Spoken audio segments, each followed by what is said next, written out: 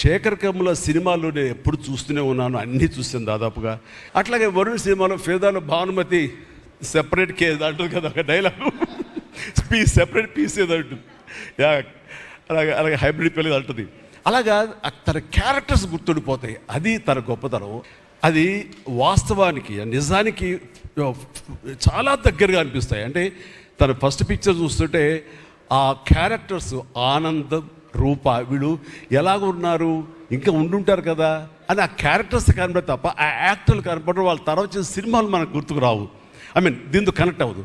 అలాగే ఫిదా, భానుమతి, వరుణ్, అలాగే ఈ ప్రతి సినిమాలో శ్రీరామ్, గోదావరిలో శ్రీరామ్, సీతా మహాలక్ష్మి, ఈ క్యారెక్టర్స్ కనపడతాయి. ఎందుకు చూడండి, ఈ సినిమాలో కూడా ప్రతి ఒక్కరు ధనుష్ని దేవా అంటున్నారు, నా ఫ్రెండ్ ఏమో దీపక్ అంటున్నారు తప్ప పేర్లు పెట్టి ఎవరు పిలవట్లేదు, గుర్తుంచుకోవట్లేదు. గబుక్కుని దేవాను వస్తుంది. నాకు అలాగే అనిపిస్తుంది ఇప్పుడు.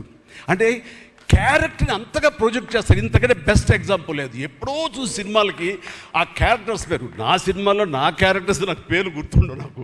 అలాంటిది తన సినిమాలో క్యారెక్టర్స్ ఇప్పటికీ గుర్తున్నాయి నాకు.